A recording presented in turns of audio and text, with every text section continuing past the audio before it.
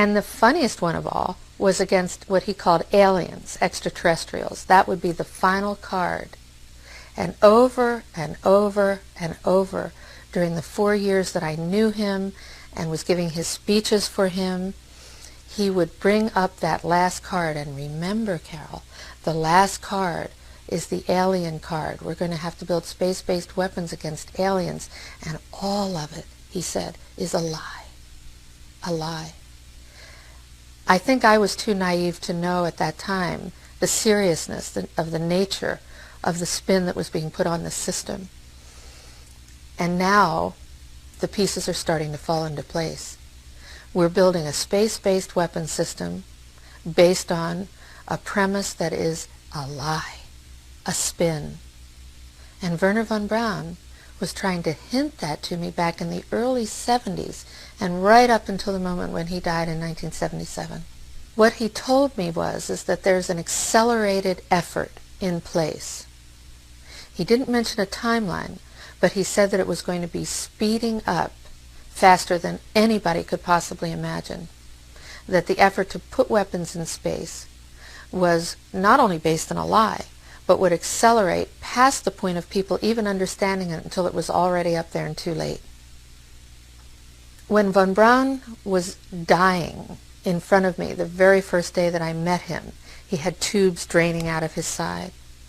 And he was tapping on the desk telling me, "You will come to Fairchild." I was a school teacher.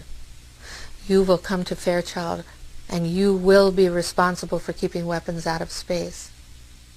And the way he said it with the intenseness in his eyes, and added that very first day, the first time I met him, that space-based weapons were a dangerous, destabilizing, too costly, unnecessary, untestable, unworkable idea. And that the last card that was being held was the extraterrestrial enemy card. The intensity with which he said that made me realize that he knew something that he was too afraid to mention. He was too afraid to talk about it. He would not tell me the details. I'm not sure that I would have absorbed them if he had told me the details or even believed him in 1974. But there was no question that that man knew, and had a need to know, I found out later.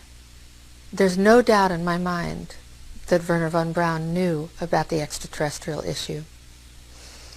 The very first meeting that I had with him in 1974, when he said to me, "You will be responsible for keeping weapons out of space. I'm dying of cancer and you have to take over for me." And when he explained to me the reasons for why weapons were going to be put into space, the enemies against whom we were going to build these weapons, and that all of that was a lie. And when he mentioned the extraterrestrial card, that extraterrestrials, aliens he called them, were going to be identified as the final enemy against whom we were going to build space-based weapons back in '74, the way he said it to me, there was no doubt in my mind that he knew something that he was too afraid to talk about. Werner von Braun never spoke to me about any of the details that he knew, or might have known, or thought about, related to extraterrestrials, except that extraterrestrials were one day going to be identified as an enemy against whom we are going to have to build an enormous space-based weapon system. Even though he didn't give me the details, however, the look in his eyes made it clear to me that he knew that there was something going on that was a big secret that he could not divulge. Werner von Braun actually told me that the spin was a lie, that the premise for space-based weaponry, the reasons that were going to be given, the enemies that we were going to identify, were all based on a lie. I've been tracking the space-based weapons issue for about 26 years. I have debated generals, congressional representatives. I've testified before the Congress and the Senate. I've met with people in over 100 countries. And I have not been able to identify who the people are who are making this space-based weapon system happen. I see the news. I see the administrative decisions being made. I know that they're all based on lies and greed. And I have yet to be able to identify who the people are. And that's after tracking this issue for 26 years. I know that there are big secrets being kept. And I know it's time that the public and decision makers pay attention to the people who are now going to be disclosing the truth. And then we need to make some definite changes and build a system in space that will benefit every single person and all the animals and the environment of this planet. The technology is there. The solutions to Earth's urgent and long-term potential problems are there. And I have a feeling that once we start studying this extraterrestrial issue, all of the questions are going to be answered that I've had for 26 years. I have concluded that it's based on a few people making a lot of money and gaining power. It's about ego. It's not about our essence and who we really are on the planet and loving each other and being at peace and cooperating, using technologies to solve problems and heal people in the planet. It isn't about that. It's about a few people who really are playing an old, dangerous, costly game for their own pocketbooks and power struggle. That's all it is. And I believe that this entire space-based weapons game is initiated right here in the United States of America. And what I hope is that with the new administration, I hope that this information that's being disclosed will allow the new administration to do what is right, which is to transform the war game into a space game, so that we use the technologies that are available, not just as spin-offs of war technology, but as direct technological applications to building a cooperative space system that will benefit the entire world and that will allow us to communicate with the extraterrestrial cultures that are obviously out there. I helped to start the movement to prevent the weaponization of outer space. I founded the Institute for Security and Cooperation in Outer Space in Washington, D.C., which was a think tank with an action component.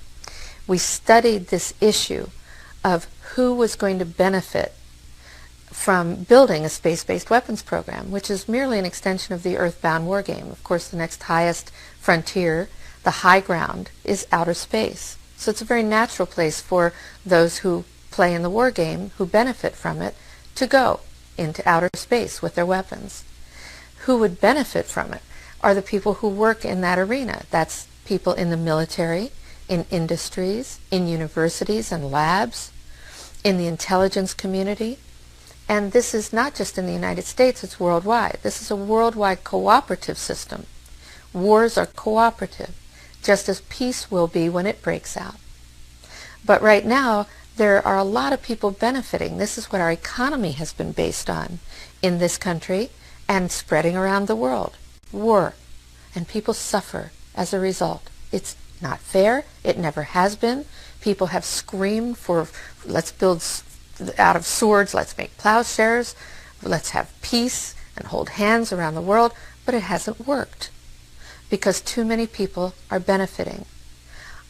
Not only are they benefiting financially, but from what my experience is, there are people who actually believe that Armageddon should happen, so we have to have these wars.